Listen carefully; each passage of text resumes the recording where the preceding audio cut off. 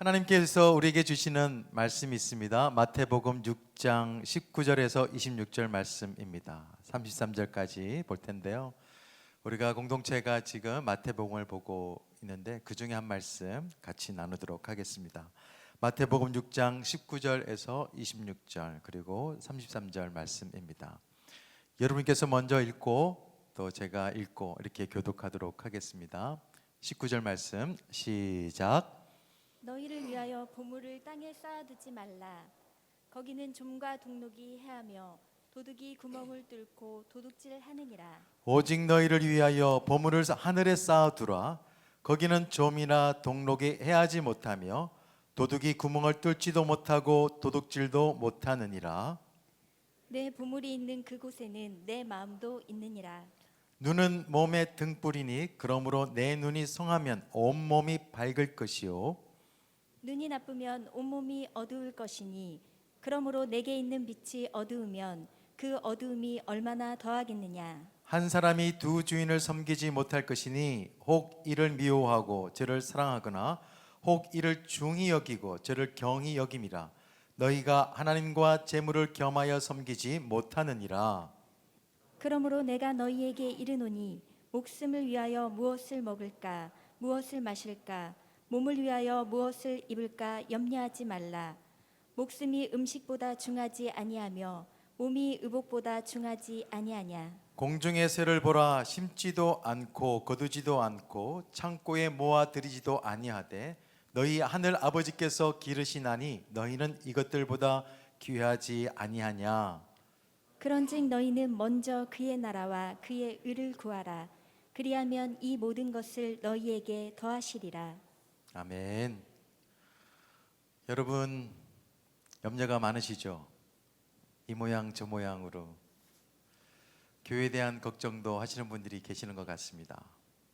한국 교회에 대해서 특히 교회 이미지가 안 좋아지니까 이러다가 복음의 문이 막히면 어떡하나, 구원받아야 될 사람들이 구원받지 못하면 어떡하나, 이런 걱정을 하시는 성도님의 이야기를 들으면서 공감을 하고 이야기를 하고 기도한 적이 있습니다.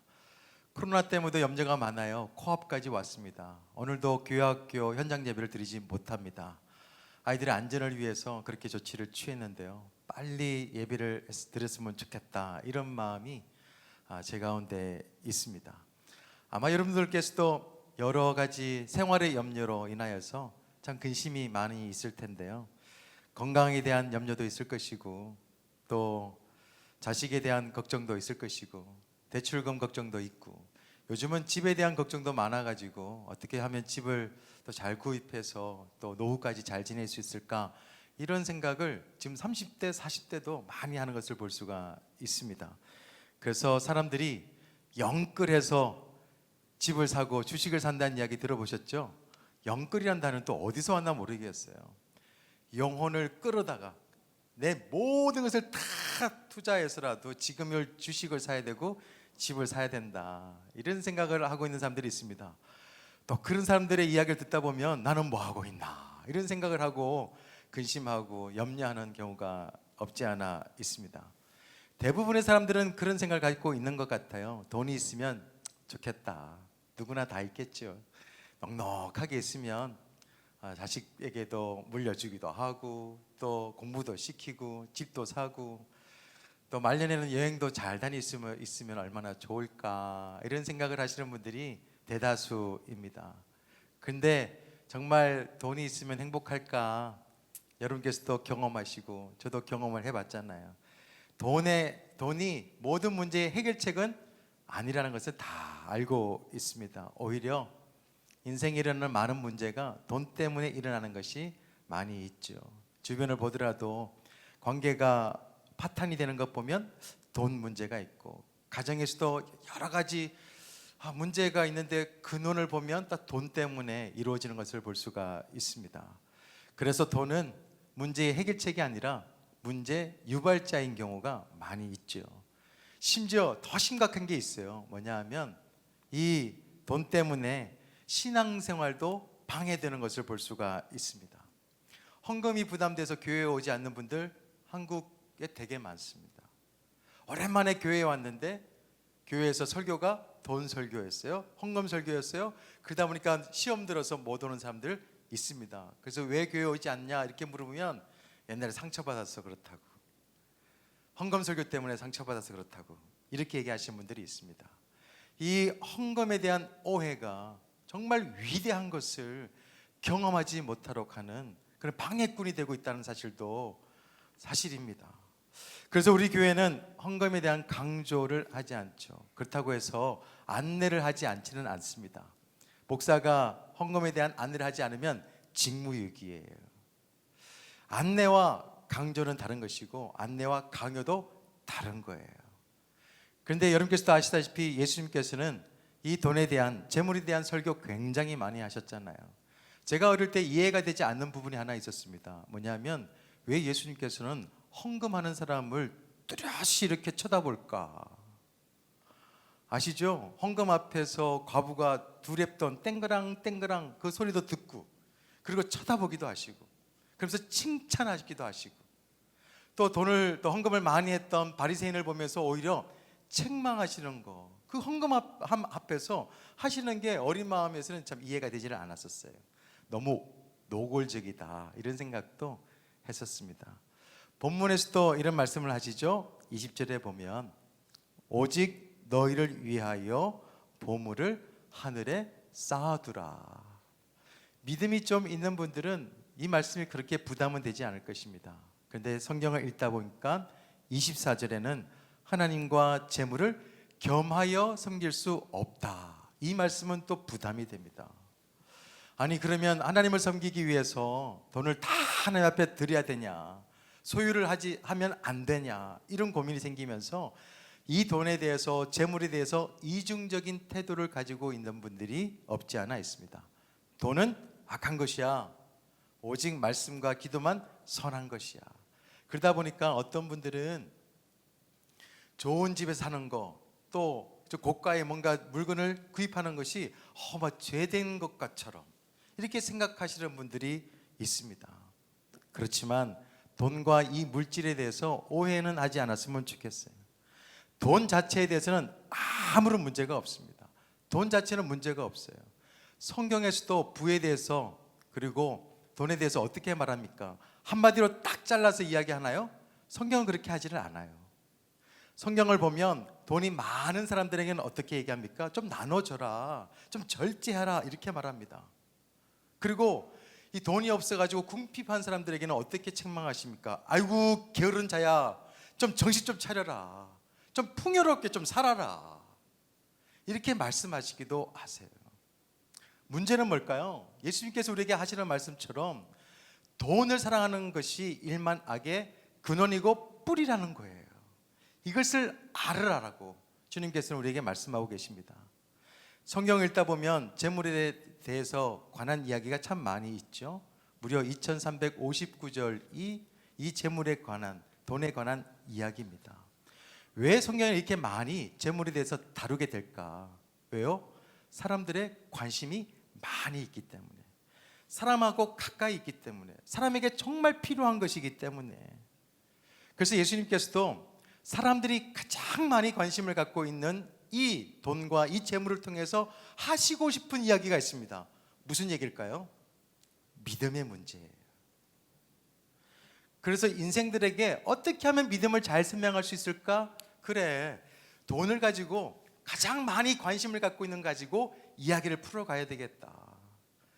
그래서 주님께서는 본문에도 사람들이 가지고 있는 생활의 염려가 있잖아요. 돈 때문에 겪는 여러 가지 염려와 문제, 그 얘기를 풀어가시다가 중간에 뭐가 있습니까? 믿음을 건드십니다. 30절을 보시면 이렇게 되어 있습니다. 믿음이 작은 자들아, 그러면서 삶의 얘기를 하죠. 무엇을 먹을까, 마실까, 입을까 염려하지 마라. 그래요, 우리가 돈 때문에 생기는 여러 가지 염려, 그것을 이기면서 살아야지 새로운 인생이 시작될 텐데, 또 이 새로운 인생을 시작하기 위해서는 꼭 필요한 게 있다, 믿음이라는 거예요. 우리가 새로운 인생을 방해하는 이 염려로부터 이기기 위해서 우리는 어떤 믿음을 가지고 살아야 될 것인가? 첫 번째는 이것입니다. 나를 영적인 관점으로 바라봐야 돼요. 나를 영적인 관점으로 바라볼 수 있어야 됩니다. 본문에 소개되는 예수님의 가르침은 돈 얘기요? 돈 얘기 아닙니다. 돈에 대해서 염려하는 나의 이야기예요. 거의 모든 사람들이 돈을 벌고 있는 나보다는 돈을 버는 일에만 목숨을 거는 것 같다, 이런 생각이 듭니다. 사실은 돈보다 내가 중요한데, 우리 가정이 더 중요한데 돈이 더 중요해지는 것처럼 여겨질 때가 있어요. 물론 맞습니다. 돈이 있어야 생활할 수 있는 것이고 자식들을 책임질 수 있는 것이고 노후를 준비하기 때문에 맞긴 맞아요. 그런데 주님께서는 우리에게 이렇게 말씀하십니다. 25절 한번 같이 읽어볼까요? 시작. 그러므로 내가 너희에게 이르노니 목숨을 위하여 무엇을 먹을까 무엇을 마실까 몸을 위하여 무엇을 입을까 염려하지 말라. 주님께서는 염려하지 마, 이렇게 말씀하십니다. 그런데 한편으로 생각해 보면, 우리 입장에서 생각해 보면 참 예수님 현실성이 없으십니다, 이렇게 말씀드리지 않을까. 사실 당장 돈 때문에 죽느냐 사느냐 그 기로에 서 있는 분들에 있어서는 이 주님의 말씀이 와닿지도 않을 뿐더러 심하면 짜증도 날 수 있을 것 같아요. 그렇지만 지난주 말씀을 기억하시나요?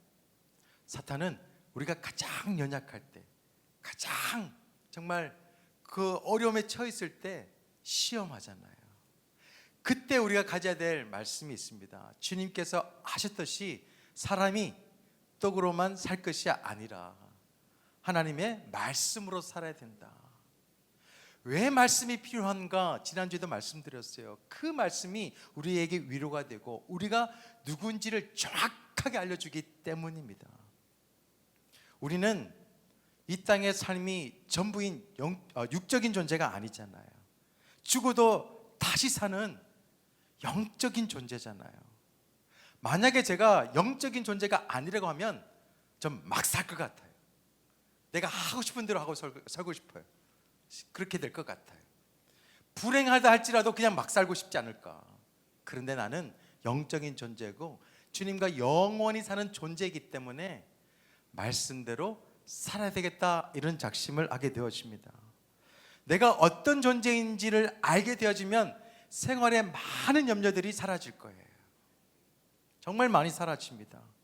하나님께서는 우리를 사랑하시고 우리를 끝까지 돌보신다, 나는 그런 하나님의 자녀다라고 하는 이 정체성이야말로 생활의 여러 걱정과 근심들을 내려놓을 수가 있게 되어집니다. 중요한 것은요, 나를 영적인 관점에서 바라봐야 됩니다. 내가 가진 소유를 가지고 나를 바라보게 되어지면 참 비참해져요. 물론 세상적인 관점에서 보면 우리 역시 당장 떡이 필요한 존재죠. 육체적으로 무엇을 먹고 사느냐 중요합니다. 이 가운데는 예배 끝나고 나서 집에 가서 뭘 먹어야 되나 이런 생각이 드시는 분도 계실 거예요. 그런 우리에게 주님께서 말씀하십니다. 32절에 보면 내가 누군지 아냐, 이렇게 말씀하고 계세요. 하늘 아버지께서, 32절에 보면 하늘 아버지께서 이 모든 것이 너에게 있어야 할 줄을 아시느니라. 누구보다도 너를 아는 분이 계시다, 바로 하나님이시다, 이것을 주님께서 말씀하고 있습니다. 지난주 말씀드렸어요. 하나님은 자신감이 있는 분이시다. 어떤 자신감? 우리 하나님의 자녀들만큼은 끝까지 책임질 수 있을 만큼 자신감이 있으시고 풍부하신 분이시다. 우리가 믿고 있는 분은 하늘 아버지세요.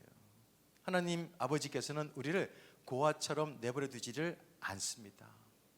부모가 있는 자녀와 부모가 없는 고아의 차이가 있습니다. 부모가 없는 고아들은 손에 돈을 쥐고 있어도 또 없어도 걱정하고 불안해해요. 그런데 부모가 있는 자녀들은 돈이 손에 쥐어지지 않아도 걱정하지를 않습니다. 결국 무엇을 말합니까? 무엇을 먹을까, 마실까, 입을까, 이 생활에 대한 염려라는 것은 돈의 문제가 아니라는 거예요. 내가 무엇을 믿고 있느냐, 누구에게 의지하고 있느냐라는 것입니다. 무엇을 바라보고 있느냐, 이 관점의 문제예요. 믿음의 문제입니다. 우리는 버려진 존재가 아니에요. 하나님께서 돌보시고 책임져 주시는 분이십니다. 그럼에도 여전히 생활 속에 염려가 계속되어진다고 한다면 하나님이 내 아버지가 되심을 믿지 못하기 때문이에요. 이게 영적인 진단입니다. 본문에서 주님께서 말씀하십니다. 26절에 보면 너희 하늘 아버지께서 기르시나니 너희는 이것들보다 귀하지 아니하냐. 세상에 여러 물질들 좋은 것 많이 있습니다. 하나님께서 창조하신 것들 중에 보면 정말 갖고 싶은 것도 많아요. 어찌 보면 나보다 더 나아 보이는 것들도 있어요. 근데 하나님께서는 그렇게 보지 않습니다. 두고 보기에 아까운 존재가 누구예요? 여러분들입니다. 저와 여러분들이에요. 하나님의 자녀들입니다. 하늘 아버지라고 했어요. 이 하늘이 저 멀리 있는 하늘이 아니라 풍부하시고 위대하시고 언제나 보면 계시는 하나님, 그것을 상징하고 있습니다. 그 하늘의 아버지가 우리의 아버지예요. 여러분, 사탄에게 속으면 천박한 존재가 됩니다. 그러나 하나님을 믿게 되어지면 존귀한 존재가 됨을 믿으시기를 바랍니다. 여러분께서 생각하는 여러분의 존재보다도요, 하나님께서 바라보시는 여러분의 존재가 더 위대하다. 이것을 말씀을 통해서 늘 매일마다 익히 알고 있어야 됩니다. 천하보다 귀한 존재입니다. 왕의 자녀이심을 믿으시기를 바랍니다. 그러니까 여러분께서는 여러분의 자신들을 단순하게 육체적인 시선과 그리고 세상적인 시선으로 보지 마세요. 사단은 계속해서 그렇게 유혹할 것입니다. 스스로 억제지 마세요. 세상의 염려로 억제지 마세요. 내 스스로 나를 보면서 막 스스로를 괴롭히지 마세요. 하나님께서 보시는 나의 관점으로 볼 수 있는 믿음의 눈이 있기를 소망합니다. 하나님께서는, 하나님을 믿는 자들은 어떤 하나님이 되어주시냐? 여호와 이레의 하나님이세요. 우리의 모든 염려를 하나님께서 책임져 주시는 분이십니다. 그렇기 때문에 영적인 관점으로, 하늘의 관점으로, 영성의 관점으로 온갖 생활의 염려를 믿음으로 이길 수 있는 이긴 자가 다 되시기를 예수 그리스도의 이름으로 축원드립니다. 우리가 새로운 인생을 방해하는 염려를 이기려면 또 한 가지가 필요한데요, 그것은 돈을 믿음의 관점으로 생각할 수 있어야 됩니다. 돈을 믿음의 관점으로 바라보고 생각할 수 있어야 돼요. 21절 말씀입니다. 내 보물이 있는 그곳에는 내 마음도 있다. 주님께서는 지금 돈을 이야기하는 것이 아니라 돈에 대한 관점에 대해서 알려주고 있습니다. 그것을 어떻게 알 수 있죠? 오늘 말씀해 보면 돈 이야기 하시다가 22절, 23절에 갑자기 눈 이야기를 하세요. 돈 얘기하다 말고 눈 얘기를 하십니다. 어떤 얘기인지 한번 같이 읽어보겠습니다. 22절, 23절 말씀 시작. 눈은 몸의 등불이니 그러므로 내 눈이 성하면 온몸이 밝을 것이요 눈이 나쁘면 온몸이 어두울 것이니 그러므로 내게 있는 빛이 어두우면 그 어둠이 얼마나 더하겠느냐. 눈이 좋으면 온몸이 밝고 눈이 나쁘면 온몸이 어두워질 것이다. 무슨 말일까요? 가끔 드라마 같은 거 보면 자식이 경찰서에 잡혀 있습니다. 그러면 허겁지겁 어머니께서 그 경찰서에 가서 경찰들에게 하는 말이 있습니다. 아이고, 우리 이놈은 원래는 착한 놈이라고, 그런데 돈에 눈이 멀어가지고 이런 일을 저질렀다고 용서해달라고 이렇게 얘기하시는 경우 여러 번 봤을 것입니다. 사실 그래요. 이 돈에 대해서 눈이 멀게 되어지면, 돈이 최고다라고 생각하게 되어지면 우리 인생은 썩은 인생입니다.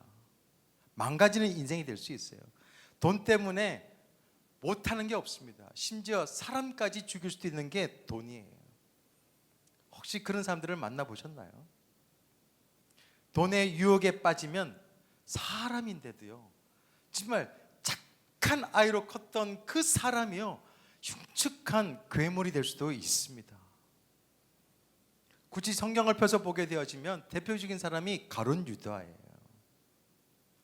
요한복음 13장 2절에 보면 마귀가 벌써 시몬의 아들 가룟 유다의 마음에 예수를 팔려는 생각을 넣었더라. 이 생각이 들어가니까 사람이 바뀌는 거예요. 사탄의 유혹에 빠져서 예수님을 어떻게 생각하게 되었죠? 돈으로 계산하는 존재로 바꿔버렸어요. 3년 동안 함께 했는데 사람을 물질로 보는 최악의 관점을 가지게 되었습니다. 사단은 승리한 거죠. 우리는 실패하게 되어지는 것입니다. 결국에 이 유다는 어떻게 되었습니까? 여러분께 잘 아시다시피 마태복음 27장 5절에 유다가 은을 성소에 던져놓고 물러가서 스스로 목매어 죽은지라. 예수님을 은 30냥에 팔았고 자기는 그 은 30냥 때문에 죽은 존재가 되어버렸어요. 얼마나 슬픕니까? 근데 이게 유다만의 이야기인가요? 이 땅에 살아가는 많은 사람들의 이야기입니다. 유다는 새로운 행복의 시작, 예수 그리스도와 함께 동고동락했던 사람이었어요. 근데 딱 하나 돈에 대한 관점이 잘못되어 가지고 비극의 주인공이 되어버린 것입니다. 지금 우리 자녀들이 죽어가고 있습니다. 잘못 가르치고 있어요. 돈에 대해서 잘못 가르치고 있고 성공에 대해서도 잘못 가르치고 있어요. 너무너무 걱정해, 염려해. 이 나라의 민족이 다 망할 수 있겠구나 이런 생각이 듭니다. 그래서 리처드 할버스는 이렇게 강조했어요. 예수님은 그 어떤 주제보다 돈에 대해 많이 말씀하셨다. 왜냐하면 돈이 인간의 본성을 가장 잘 드러내기 때문이다. 돈은 사람의 인격을 적나라하게 드러내는 거울이다. 돈에 대해서 잘 가르쳐야 되고 돈에 대해서 잘 알고 있어야 됩니다. 돈은 인생의 목적이 아니에요. 하나님의 영광을 위한 거룩한 도구일 뿐입니다. 이 돈은 잘 사용되어져야 됩니다. 소유하는 건 문제가 없습니다. 잘 사용해야 돼요. 거룩한 도구가 되어져야 됩니다. 바른 관점이 우리와 우리 자녀와 우리 한국교회, 아니 이 땅 전체에 다시 한 번 더 가져야 돼요. 그렇다면 거룩한 것과 더러운 것을 어떻게 구별해야 될까요? 세상은 윤리적으로 도덕적으로 구분합니다. 어떤 사람이 좋은 일에 뭐 1억 2억 이렇게 섬기고 하면 그 사람은 좋은 거예요. 자기 것을 아껴서 그렇게 좋은 일을 하면 좋은 사람이에요. 그렇게 판단합니다. 구분해요. 근데 성경은 어떻게 구분합니까? 나의 더러운 욕심을 위해서 살았냐, 아니면 거룩한 하나님의 영광을 위해서 사용했나, 이렇게 구분하죠. 아무리 많이 들었다 하더라도 내 자랑과 내 명예와 내 자존심을 위해서, 내 체면을 위해서 드렸다고 한다면 그건 더러운 거예요. 어릴 때 다녔던 교회는 헌금함이 이렇게 돌아가는, 바구니가 돌아다니는 그런 교회에 있었습니다. 중학교 2학년 때 아직도 기억이 나요. 그때 아차하고 내가 헌금을 들고 가지 않았어요. 그랬는데 헌금함은 돌고 있어요. 여러분 어떻게 해야 될까요? 저도 사실 체면을 많이 챙기는 사람들 중에 한 명이라 그래도 부회장이었거든요. 어떻게 해야 돼?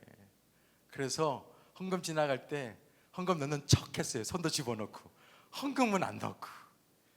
에이, 이렇게 살았던 놈이었어요. 근데 하나님은 아무리 많이 드렸다 하더라도 이 체면으로 드린 것은 기뻐하시는 분이 아니세요. 하나님은 구걸하시는 분이 아니십니다. 진심을 원하시는 분이세요. 돈을 포함해서 무엇을 하든지 하나님의 영광을 위해서 하면 거룩한 거예요. 이 돈 자체는 선도 아니고 악도 아니에요. 그저 돈일 뿐입니다. 그것을 어떻게 바라보고 어떻게 드리고 어떤 관점으로 누구에게 드리느냐, 이게 중요한 것입니다. 주님께서 우리에게 이렇게 말씀하시죠. 24절, 너희가 하나님과 재물을 겸하여 섬기지 못하느니라. 맞아요. 우리가 돈을 도구적 가치로 여기지 않고 내 인생의 목적으로 삼으면 돈은 나의 신이 되어 버립니다. 돈이 신이 되면 우리는 어떻게 되죠? 질질 끌려다니게 되어집니다. 오늘 이 말씀을 통해서 돈을 사랑하는 것이 아니라 돈보다 나를 사랑하시는 그 하나님을 사랑할 수 있는 믿음이 있기를 소망합니다. 돈의 노예가 되지 마시고요, 돈을 다스릴 수 있는 믿음을 가질 수 있기를 소망합니다. 우리는 주님을 믿으면 돼요. 주님께서 우리를 책임져 주신다고 하는 믿음이 있게 되어지면, 또 돈을 목적으로 삼지 않고 하나님의 영광을 위해서 그것을 목적으로 삼게 되어지면 우리는 그 일상의 여러 염려들부터 자유할 수가 있습니다. 생활의 여러 염려들, 관점의 문제예요. 우리가 관점만 바꾸게 되어지면 얼마든지 행복한 삶을 살아낼 수가 있습니다.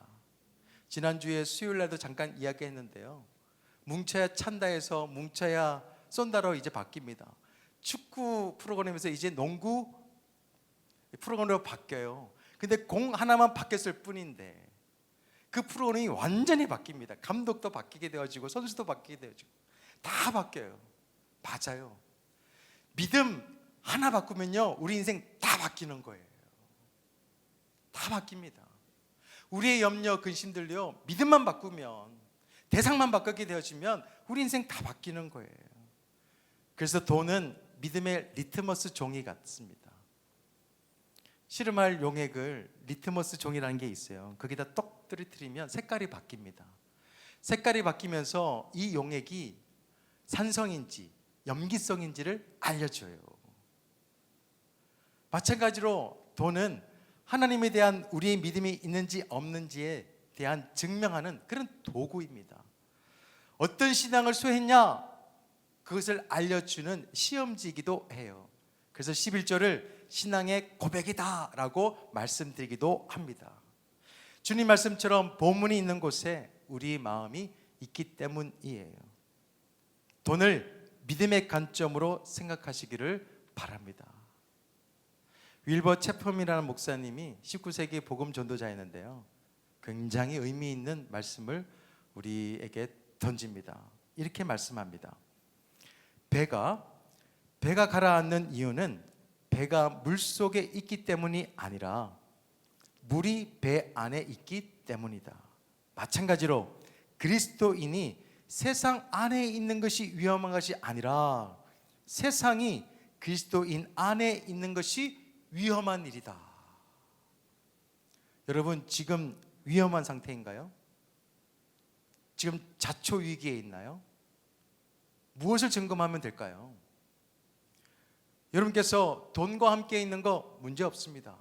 근데 그 돈이 우리 안에 있을 때 그것이 문제가 된다는 것입니다. 여러분의 마음속에 돈이 담겨져 있습니까? 아니면 하나님이 담겨져 있습니까? 더 나아가서 여러분의 생각이 여러분의 마음속에 꽉 차 있습니까? 아니면 하나님의 말씀이 차 있습니까? 여러분의 생각과 주장이 꽉 차 있습니까? 아니면 하나님의 비전이 여러분 속에 꽉 차 있습니까? 우리는 위험한 인생을 살 존재가 아니에요. 우리는 위대한 인생을 살아야 될 존재입니다. 하늘 아버지를 믿고 살아가는 너무나 존귀한 존재예요. 이 땅에서 바른 관점을 갖고 있게 되어지면 위험하지 않고 우리는 위대한 인생을 살아갈 수가 있습니다. 그래서 이런 삶을 살 수 있도록 우리에게 너무 명확하게 주시는 말씀이 있죠. 33절 말씀입니다. 같이 읽겠습니다. 신앙 고백을 드리도록 하겠습니다. 시작. 그런즉 너희는 먼저 그의 나라와 그의 의를 구하라. 그리하면 이 모든 것을 너희에게 더하시리라. 이 말씀을 꼭 나의 말씀으로 받아들이시기를 바랍니다. 그러면 남의 축복이 아니라 나의 축복으로 다가오게 되어질 거예요. 솔직히 그의 나라와 그의 의를 먼저 구하는 건 쉽지만은 않습니다. 사실 부담되어져요. 그렇지만 주님께서 끝까지 우리를 책임져 주신 주님께서 하시는 말씀을 들으세요. 돈과 하나님을 겸하여 섬길 수가 없다. 돈을 위해서 하나님을 이용하는 것은 미신입니다. 신앙이 아니에요. 하나님을 위해서 우리가 가진 소유를 사용하는 것이 진짜 믿음이에요. 여러분께서 아시는 C.S. 루이스는 이렇게 말합니다. 헌금을 하는 것 때문에 하고 싶은 일이 있어도 할 수 없을 때, 바로 그때가 하나님께서 우리를 축복하시지 않을 수 없을 때이다. 지금은 코로나 시대입니다. 헌금이라는 말 자체가 그냥 부담이 되는 시대를 살고 있습니다. 그렇지만 무엇보다 하나님을 더 귀하게 여기는 믿음이 저와 여러분의 믿음이 되기를 소망합니다. 소중한 사람들을 대접할 때는 먹다 남은 것을 대접하지를 않아요. 마찬가지로 어떤 분이 이렇게 얘기합니다. 내 생활에 데미지가 없는 헌금이 보다는 데미지가 있는 헌금이 하나님을 더 크게 감동시킨다. 이런 이야기를 하는 것을 들었습니다. 다시 말하면 내가 할 수 있는 만큼의 당연한 드림이 아니라 내 생활에 데미지가 있더라도 드리는 하나님을 너무나 사랑해서 드리는 그 예물이야말로 하나님께서 기뻐하신다라는 것입니다. 기도의 사람, 기적의 사람 조지 뮬러가 이렇게 말합니다. 믿음의 시작은 염려의 끝이고 염려의 시작은 믿음의 끝이다.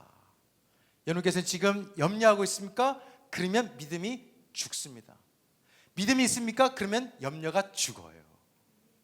이 믿음이 저와 여러분의 믿음이 되기를 소망합니다. 말씀을 맺습니다. 이 가운데는 최선을 다해서 주님을 섬기고 사랑하시면서 여기까지 오신 분들일 텐데요. 살아오시면서 경험하셨잖아요. 하나님께서 때에 따라서 살리시고 때로는 또 채우시고 입히셨다고, 그런 마음들이 다 있을 것입니다. 앞으로도 하나님은 그런 분이세요. 여러분을 돌보아 주시는 분이십니다. 지금 그 믿음이 있으면 돼요. 하나님께서 지금까지 지켜주신 것처럼 앞으로도 장래에도 지켜주실 것이다 라고 하는 믿음이 있게 되어지면 사소한 또 일상에서 생겨지는 많은 염려들이 사라지게 되어질 것입니다. 하나님은 매일마다 만나로 그리고 까마귀를 통해서도 얼마든지 저와 여러분을 채워주시는 분이세요. 너무나 소중한 여러분들을 그냥 내버려 두지를 않습니다. 이 말씀이 여러분의 위로가 되어지고 힘이 되어지고 새로운 인생의 시작이 되기를 소망합니다.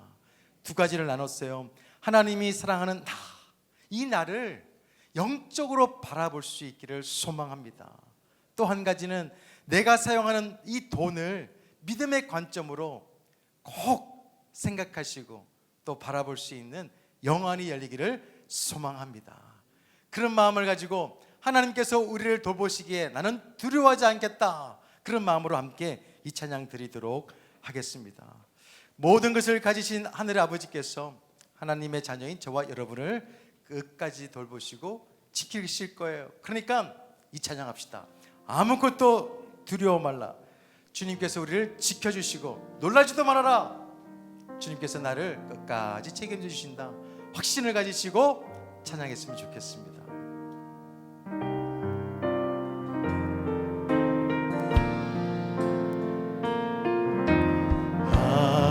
아무것도 두려워 말라. 주 나의 하나님이 지켜주시네. 놀라지도 말고 놀라지 마라. 아멘.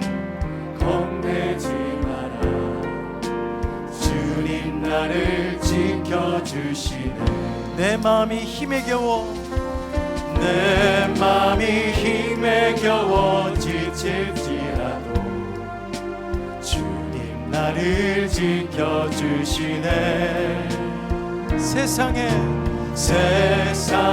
험한 풍파 몰아칠 때도 주께서 주님 나를 지켜주시네. 주님은요, 주님은 나의 산성, 주님은 나의 요새, 주님은 나의 소망,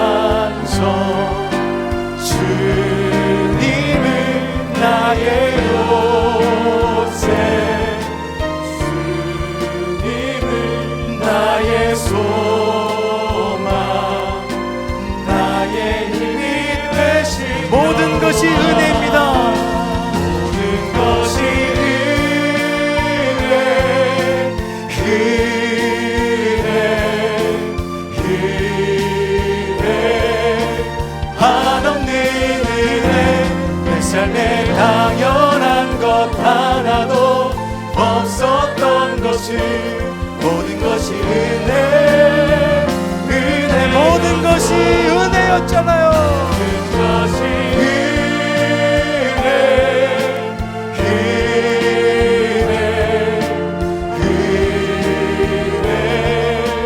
한없는 은혜, 내 삶에 당연한 것 하나도 없었던 것은 모든 것이 은혜.